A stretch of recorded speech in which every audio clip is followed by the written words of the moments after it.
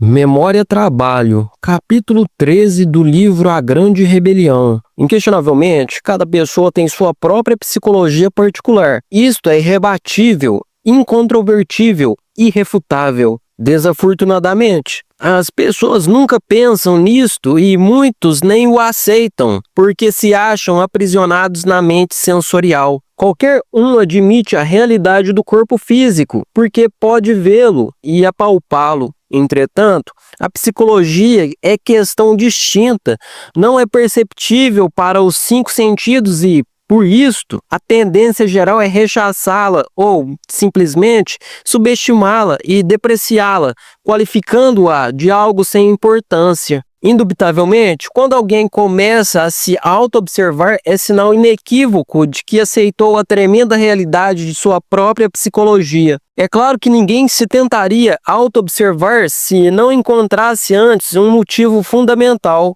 Obviamente, quem inicia a auto-observação converte-se num sujeito muito diferente dos demais. De fato, indica a possibilidade de uma mudança. Desafortunadamente, as pessoas não querem mudar. Contentam-se com o estado em que vivem. Causa dor ver como as pessoas nascem, crescem, reproduzem-se como bestas, sofrem o indizível e morrem sem saber por quê. Mudar é algo fundamental. Porém, isto é impossível se não se inicia a auto-observação psicológica. É necessário começar a ver-se a si mesmo com o propósito de autoconhecer-se, pois, na verdade, o humanoide racional não se conhece a si mesmo. Quando descobrimos um defeito psicológico, de fato, damos um grande passo, porque isto nos permitirá estudá-lo e até eliminá-lo radicalmente. Em verdade, nossos defeitos psicológicos são inumeráveis. Ainda que tivéssemos 1000 línguas para falar e palato de aço,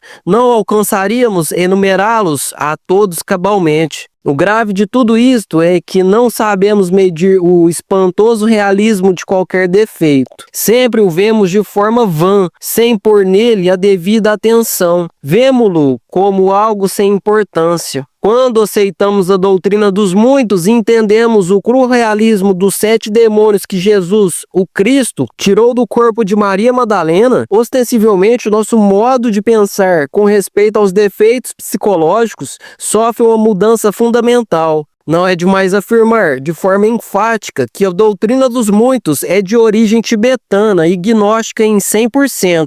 Na verdade, não é nada agradável saber que dentro de nossa pessoa vivem centenas e milhares de pessoas psicológicas. Cada defeito é uma pessoa psicológica diferente, existindo dentro de nós mesmos, aqui e agora. Os 7 demônios que o grande mestre Jesus, o Cristo, expulsou do corpo de Maria Madalena são 7 pecados capitais: ira, cobiça, luxúria, inveja, orgulho, preguiça e gula. Naturalmente, cada um desses demônios em separado é cabeça de legião. No velho Egito dos faraós, o iniciado devia eliminar de sua natureza interior os demônios vermelhos de Sete, se é que quisesse lograr o despertar da consciência. Visto o realismo dos defeitos psicológicos, o aspirante deseja mudar, não quer continuar no estado em que vive, com tanta gente metida dentro de sua psique, e então inicia a auto-observação. À medida que nós progredimos no trabalho interior,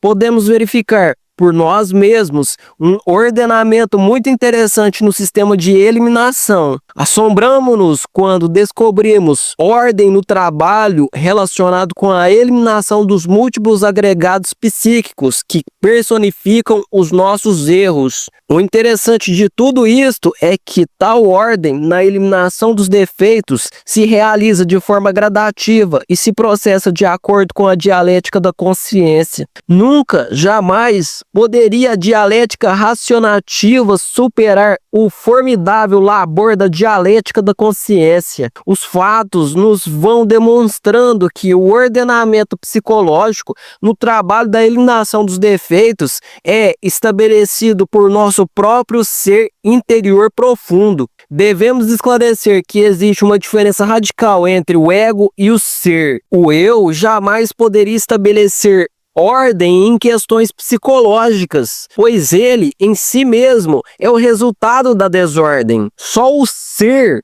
tem poder para estabelecer a ordem em nossa psique. O ser é o ser. A razão de ser do ser é o mesmo ser. O ordenamento no trabalho de autoobservação, julgamento e eliminação de nossos agregados psíquicos vai sendo evidenciado pelo sentido judicioso da autoobservação psicológica. Em todos os seres humanos se acha o sentido da autoobservação psicológica em estado latente, mas se desenvolve de forma gradativa à medida em que o vamos usando. Tal sentido nos permite perceber diretamente e não mediante simples associações intelectuais os diversos eus que vivem dentro de nossa psique. Esta questão das extrapercepções sensoriais começa a ser estudada no terreno da parapsicologia e, de fato, foi demonstrada em múltiplos experimentos que foram realizados judiciosamente através do tempo e sobre os quais existe muita documentação. Aqueles que negam a realidade das extrapercepções sensoriais são ignorantes em 100%,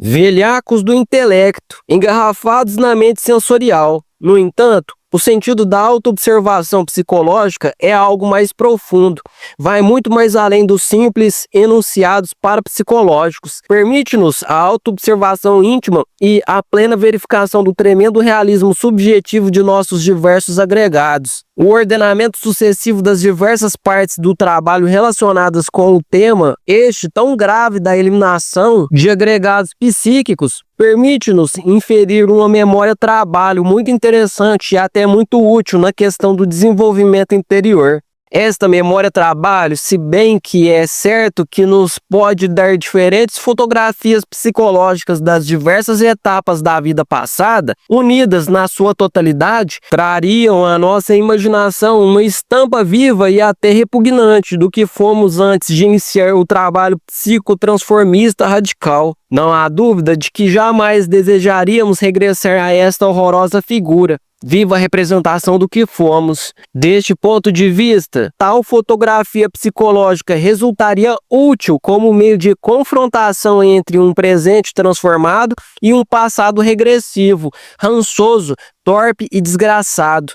A memória-trabalho escreve-se sempre à base de sucessivos eventos psicológicos registrados pelo Centro de Autoobservação Psicológica. Existem em nossa psique elementos indesejáveis que nem remotamente suspeitamos. Que um homem honrado, incapaz de tomar jamais nada alheio, honorável e digno de toda honra, descubra, de forma insólita, uma série de eus ladrões habitando nas zonas mais profundas de sua própria psique. É algo espantoso, mas não impossível.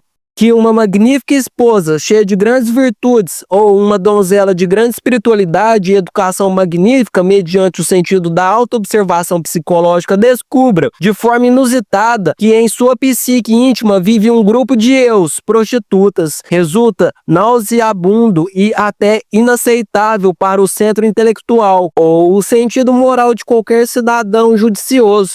Mas tudo isso é possível dentro do terreno exato da autoobservação psicológica.